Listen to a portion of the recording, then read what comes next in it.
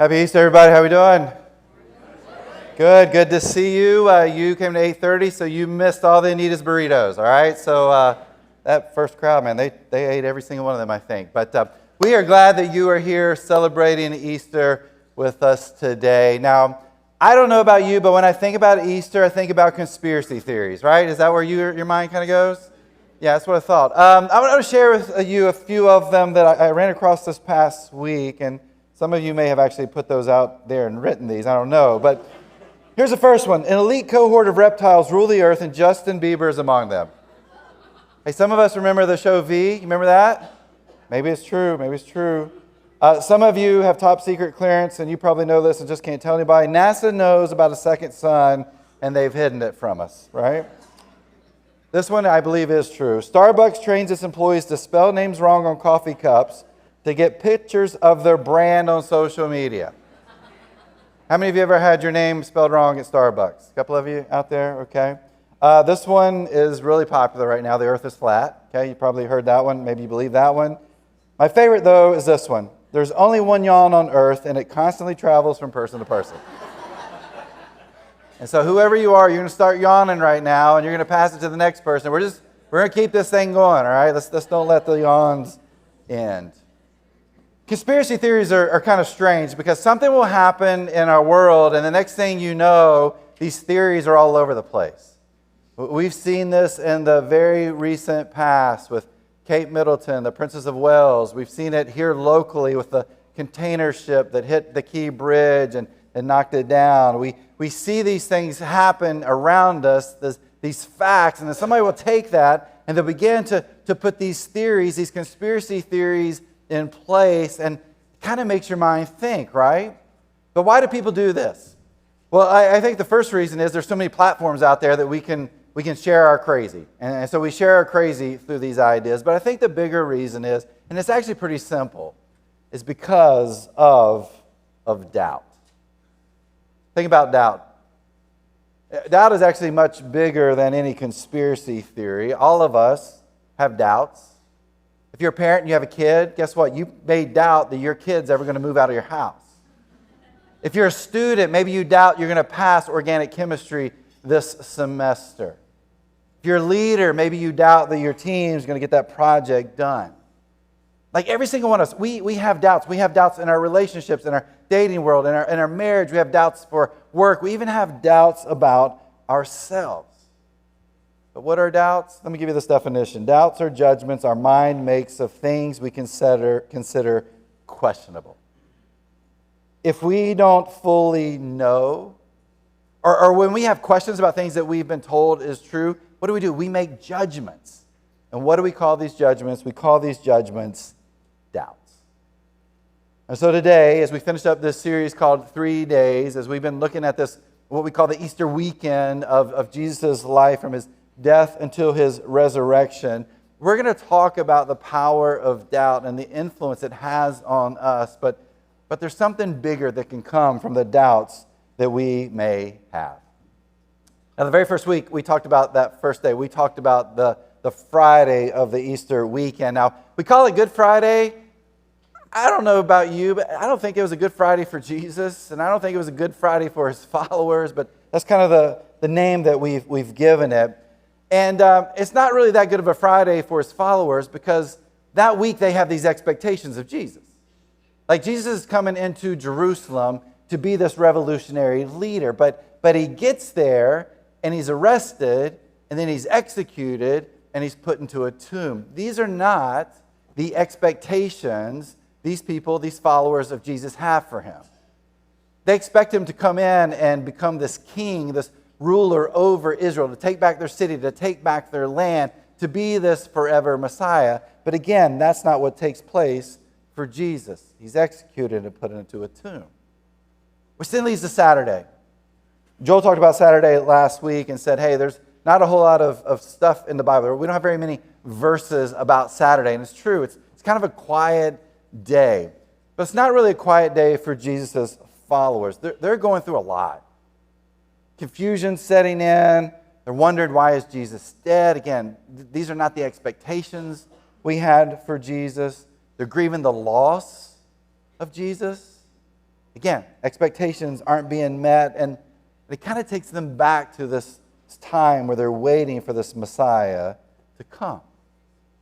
But throughout this series, as we've looked at Friday, we looked at Saturday, we said, but this kind of tells a lot about who we are too. We have Fridays. That there are expectations we have in life, but the reality many times is different than our expectations. Maybe we expect to retire from that job, and yet we get a pink slip and we lose that job. Maybe the person we're married to or a close friend, we expect to spend many, many years with them, but an illness, a sickness takes them away from us really early in that relationship. And so there are these expectations that we have, and the reality sets in, and that takes us to Saturday, where we're confused and grieving and asking all of these questions about our life and about what we've just experienced.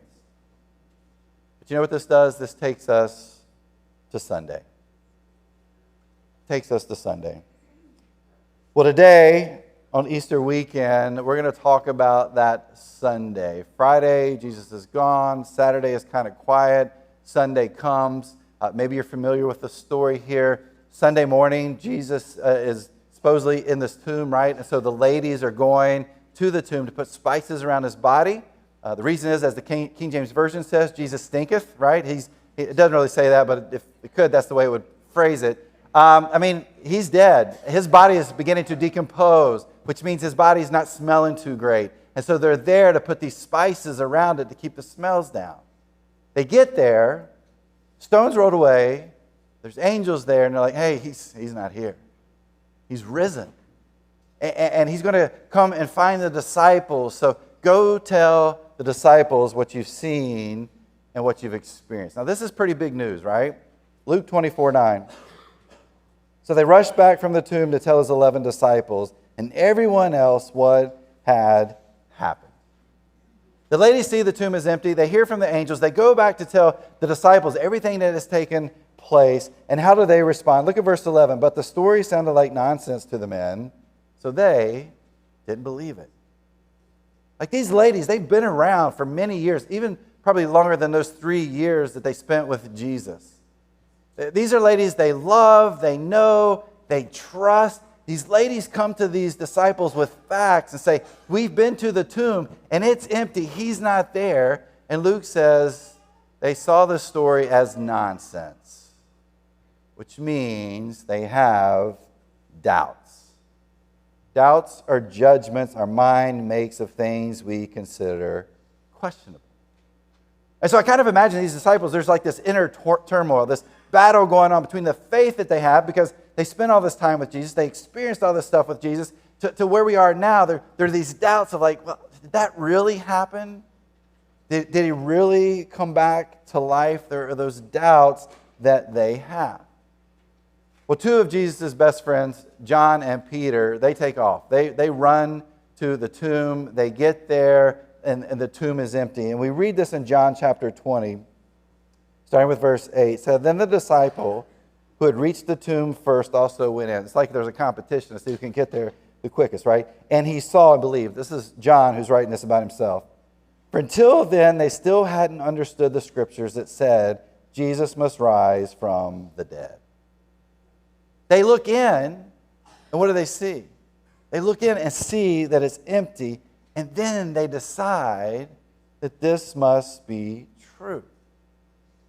But even in that decision, look at what it says in verse 10. Then they went home.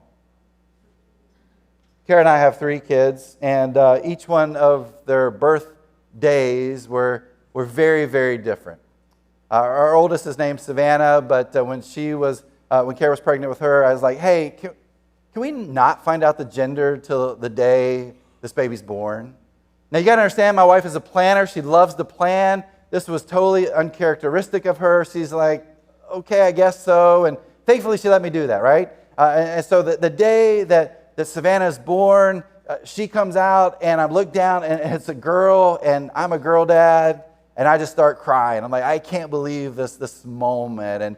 And I'm sitting there crying about having a girl, and Kara's planning how to change all the colors in the house to girl colors, right? Avery is our second one, and I didn't even try to like, hey, can we wait? I'm like, okay, I'm just going to not even try this. So yeah, let's go ahead and plan. We knew it was a girl. Kara was planning all that. It was great. Well, the day of Avery's birth, the epidural doesn't work. Let me tell you, that was a terrible, terrible experience for me. I had a really hard day. Kara said things to me that I can't even repeat in this room.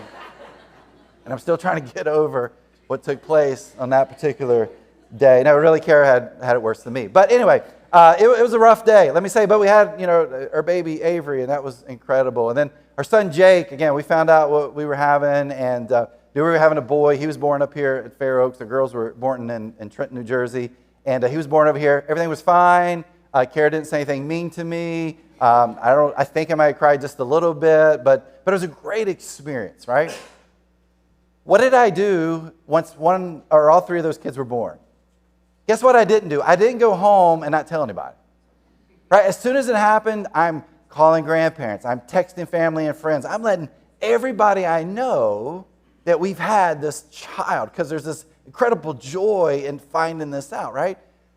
If we go back here to John, these guys get this incredible, incredible news.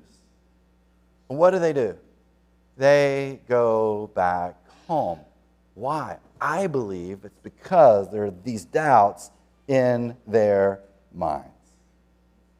Even seeing the empty tomb, even hearing facts from the ladies that were there, they still have these doubts. Well, what happens? Look at verse 19 in chapter 20 of John. That Sunday evening, the disciples were meeting behind locked doors because they were afraid of the Jewish leaders. It's still that Sunday. It's a little bit later in the day. And they're in this space, they're in this room. The doors are locked because they're afraid Jewish religious leaders are going to do to them exactly what they just did to Jesus. But they're in this space. And my guess is they're having all kinds of conversations about everything they've heard, everything they have been told. But they're still kind of struggling with this. Look at the rest of verse 19 through 20. It says, suddenly Jesus was standing there among them. Peace be with you, he said. As he spoke, he showed them the wounds in his hands and his side. They were filled with joy when they saw the Lord.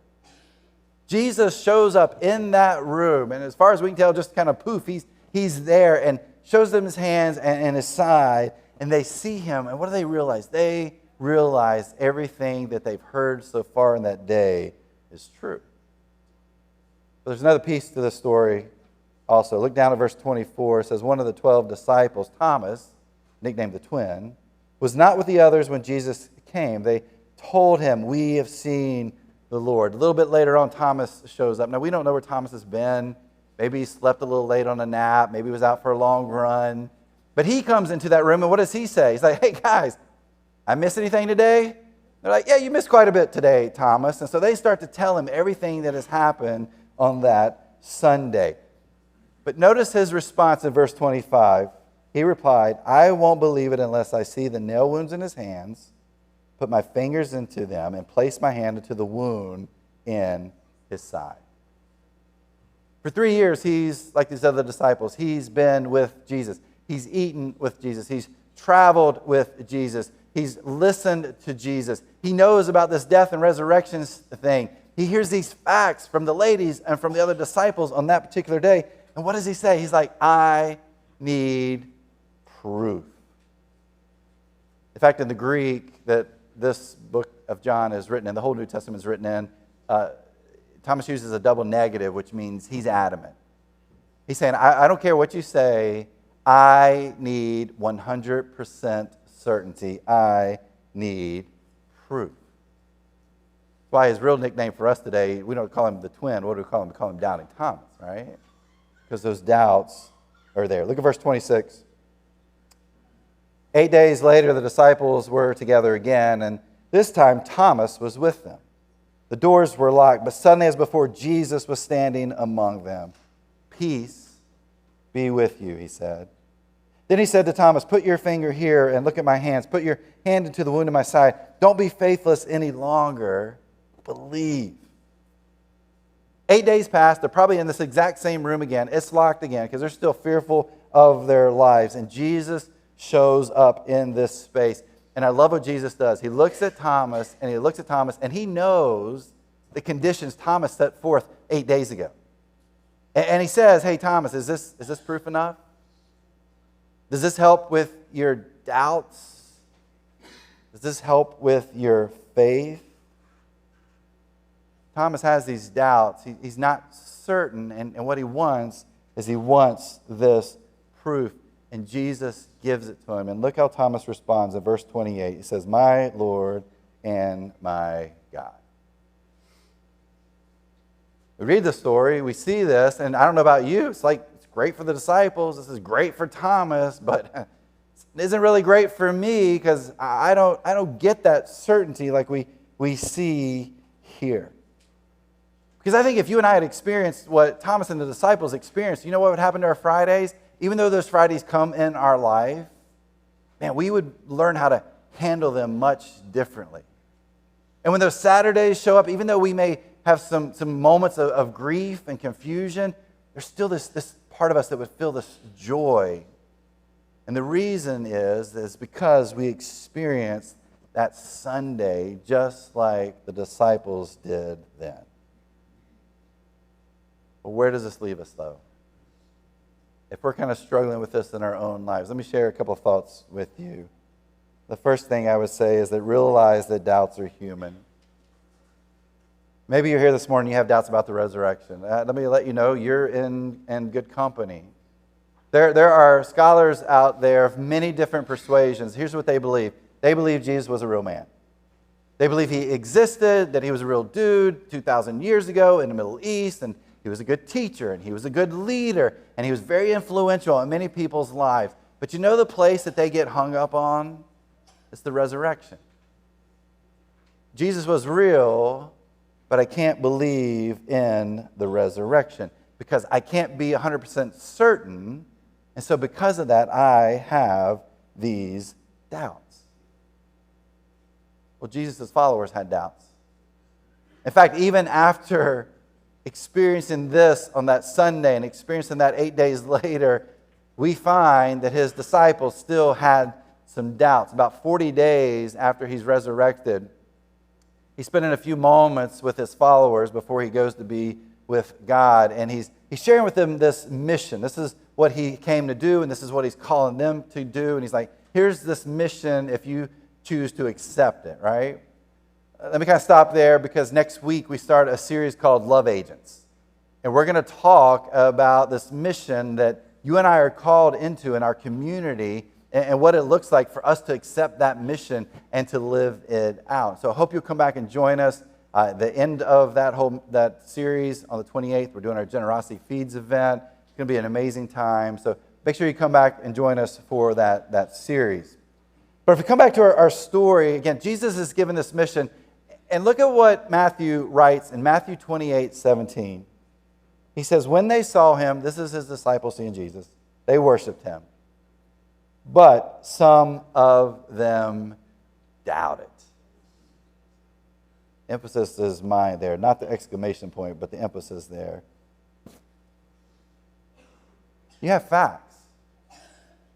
Right? You have facts. You've experienced Jesus in this incredible way that you and I are never going to experience. And yet it says here that there's still these doubts. In fact, we actually see this over and over again in Scripture. Where Jesus comes to somebody and is like, hey, I've got this mission for you, something I want you to accomplish, something that I want you to do with Moses and Abraham and Gideon and the disciples. And yet even with that experience with God, what do we find? Doubts, doubts, doubts, and doubts. What does that tell us? That doubts are human and a part of who we are. But then I think we got to take it a step further and realize that all of us live by faith. Do you need 100% certainty in your life? Do you live that way? The answer is no. And sometimes we don't think about that our lives are all about living by faith. At work, if you oversee a team, you have faith that they're going to get that project done. They're going to get their work done, right? If you're driving up 495 back and forth every single day, you have faith that the other drivers are going to follow the laws. They're not going to come into your lane. They're not going to stop traffic, start doing donuts there at seminary, right? You have faith that that's not going to happen because you have faith in these other drivers. We have a lot of military families here at the Journey. We love you guys, and we're so thankful that you are here. But guess what? UPCS, you got to have a lot of faith when you PCS, don't you? One, you got to go find a house and hope you can find that house, but it's the movers. Like, you have faith, they're going to show up when they're supposed to show up, and then as they tell you, hey, we're not going to break any of your stuff, that when you get it, probably not on time, but you're going to get it, but you have faith that it's going to get there and it's not going to be all broken and shattered. There's faith that you have to have. Maybe you're here this morning and you're agnostic or an atheist. Let me just tell you, we are so glad you're here. And I want you to know this is a safe church for you to be in, to ask questions, to seek answers. I'll talk about that in a second. But to believe what you believe or don't believe in, you know what that takes? That takes faith. Doubting is human, yet we all live by some sort of faith. We have faith when we travel. We have faith at work. We have faith in our dating relationships. We have faith in our marriages. We have faith just to get out of bed every single morning. It takes faith to live our lives. That means we don't live with 100% certainty. But the funny part is when it comes to Jesus, we'll say, hey, I'm sure and certain that he lived, but when it comes to something like the resurrection, I have these doubts. What does Jesus say about those doubts? What does he say about faith? Well, as he's talking to Thomas, he finishes up with this in verse 29 of John 20. He's like, Thomas, you believe because you have seen me. Blessed are those who believe without seeing me. Jesus tells Thomas, hey, Thomas, there's people that are coming after you. They're never going to experience what you're experiencing right now. They're never going to have the facts and the certainty that you have right now. But you know what? Even with not having 100% certainty, they're going to be 100% committed to following me. They're going to do that because of that faith. But how do you have faith when you have doubts? Well, if you have doubts, ask more questions and seek more answers. René Descartes was a French philosopher, mathematician, scientist, and he once said, doubt is the origin of wisdom. Which means doubt your doubts. If you got doubts, ask questions, seek answers. I was talking about our 3 kids a little bit earlier. That's one of the things as parents, Kara and I really worked hard on our kids to be able to do. We believe our job as parents is to set a foundation for them, and even in their faith. But in the end, what we've learned ourselves is, hey, it may be our faith that we're sharing with you now, but at some point, you got to make that faith your own. That means you got to ask questions. You got to be critical thinkers. Just because you see something on TikTok or read something on social media doesn't mean it's true, right? I don't know how many conversations we've had with our kids about that. But just because it's there doesn't mean it's true. Doubt it. Ask questions. Seek answers. And when it comes to your faith, you can have doubts, and it's not unhealthy to have doubts. Doubts are human, but ask questions and seek answers to those questions. Now, some of us think if we have doubts, that means our faith is going to weaken. That's not how this works. Doubts actually strengthen our faith when we take the time to ask those questions and to seek out those answers. So if you're someone who struggles with a faith and doubt piece about who Jesus is and that resurrection, hey, doubt, but ask questions and seek answers. And then I would tell you that whether you live by faith or struggling with doubt, remember this. And this is so important, that Sunday is here. That no matter what you've been facing in your life, those Fridays that come, and man, those Fridays hit, they can be so hard and tough on us. And as Saturday shows up and we're dealing with the confusion and the grief that we experience because of those Fridays, it's going to lead more than likely to those doubts. And so it's so important that we seek the answers to the questions so our faith can grow. And we do that by understanding that Sunday is here. Lee Strobel is a pastor now, but in his previous life, he was a journalist and an atheist, and he was attempting to discredit the story of Jesus, specifically what we call the Easter weekend, right? The death and burial and resurrection of Jesus. And if you're familiar with his work, the case for, he's got faith in Christ.